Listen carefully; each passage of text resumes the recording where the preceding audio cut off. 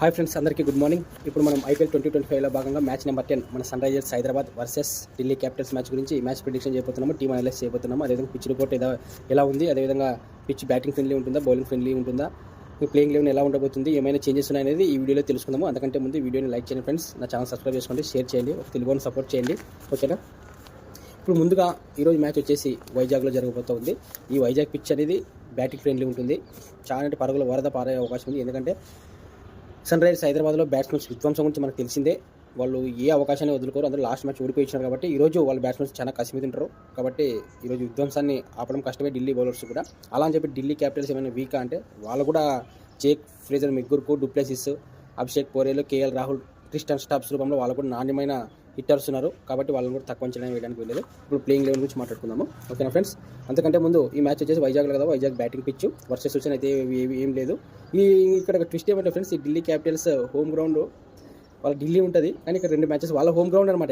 ఇది వైజాగ్, ఎందుకంటే జిఎంఆర్ వాళ్ళ ఫ్రాంచైజ్, వాళ్ళది home town home city Vizag కాబట్టి ఇక్కడ 2 మ్యాచెస్ అక్కడ వాళ్ళ కోసం కండక్ట్ చేస్తున్నారు. ఇది మనం గుర్తించాలి.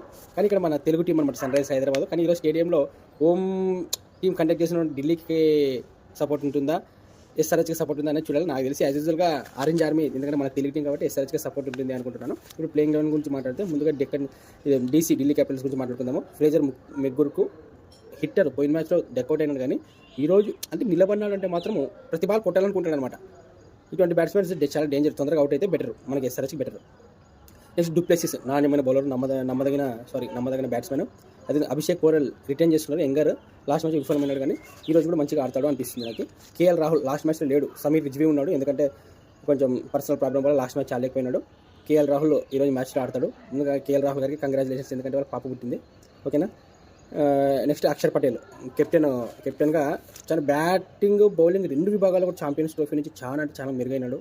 జట్టు అవసరాలకు మంచిగా ఉపయోగపడుతున్నాడు.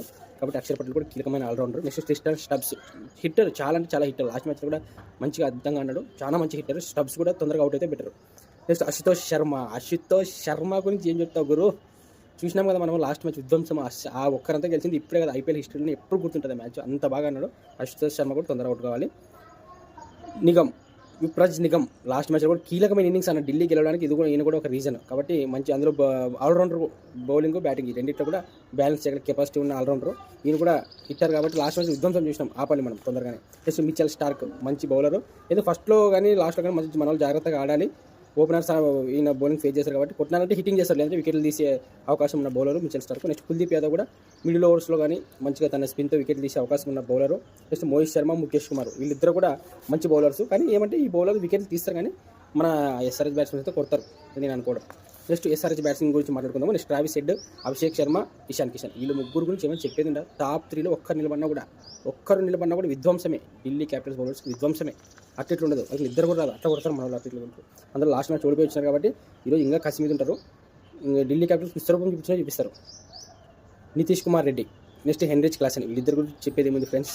ఈరోజు సన్ రైజర్స్ హైదరాబాద్ పొరపాటున ఫస్ట్ బ్యాటింగ్ పడిందా 300+ అయితే గ్యారెంటీ ఉంటుంది, 250+ అయితే గ్యారెంటీ ఉంటుంది. ఎందుకంటే లాస్ట్ మ్యాచ్ ఓడిపోయి వచ్చినారు. ఈరోజు మాత్రం చుక్కలు తిప్పడం ఖాయం, ఎవరు ఆపలేరు. నెక్స్ట్ అనికేత్ శర్మ కూడా మంచిగా ఆడుతున్నాడు. లాస్ట్ మ్యాచ్ ఫస్ట్ 2 మ్యాచెస్ అవకాశం వచ్చిన 2 మ్యాచ్లో కూడా మంచి హిట్టింగ్ చేసి నేను కూడా మంచి హిట్టర్ అని చెప్పి నిరూపించుకున్నాడు. నెక్స్ట్ అభినవ్ మనోహర్ కూడా మంచి ప్లేయర్, ఈ కర్ణాటక ప్లేయర్. కానీ ఎందుకంటే లాస్ట్ చివరి 2 మ్యాచ్ అయితే విఫలమైనాడు, కానీ ఈరోజు ఆడతాడేమో అనిపిస్తుంది నాకు, ఒకవేళ అవకాశం వస్తే. తర్వాత ప్యాట్ కమిన్స్ మంచి బౌలరు, మంచి కెప్టెన్, అన్నిటికంటే మించి అవసరమైనప్పుడు పరుగులు కూడా చేస్తాడు. నెక్స్ట్ హర్షల్ పటేల్, మహమ్మద్ షమి, సిమర్జిత్ సింగ్ వీళ్ళు ముగ్గురు కూడా టాప్ క్లాస్ బౌలర్స్. ఇంకొకటి సిమర్జిత్ కూడా ఫస్ట్ మ్యాచ్ 2 వికెట్లు తీసినా కానీ పోయిన మ్యాచ్ విఫలమైనాడు. ఈరోజు కూడా మంచిగా ఆడే అవకాశం ఉంది అనుకుంటాను నేను.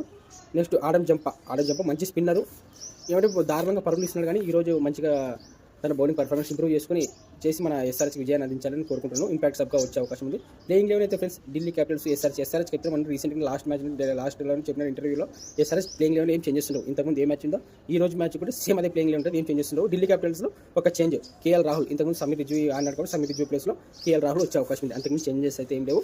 ఈరోజు మొత్తానికి టోటల్గా చూసి ఢిల్లీ క్యాపిటల్స్ ఎస్ఆర్హెచ్ ఇద్దరు పేపర్ మీద 2 టీమ్స్ బలంగా ఉన్నాయి, ఏ ఓవర్కి తక్కువ లేదు. కానీ నాకు తెలిసి ఎస్ఆర్హెచ్కి ఎక్కువ అడ్వాంటేజ్ ఉంది, ఎస్ఆర్హెచ్కే ఎక్కువగా గెలిచే అవకాశాలు ఉన్నాయి నేను అనుకుంటున్నాను ఫ్రెండ్స్. మీరు ఏ టీం గెలుస్తుంది అనుకుంటారో కామెంట్ చేయండి, ఓకేనా ఫ్రెండ్స్. నా ఛానల్ లైక్ చేయండి, షేర్ చేయండి, సబ్స్క్రైబ్ చేయండి ఫ్రెండ్స్. మళ్ళీ ఒకసారి అడుగుతున్నాను, ఓకేనా.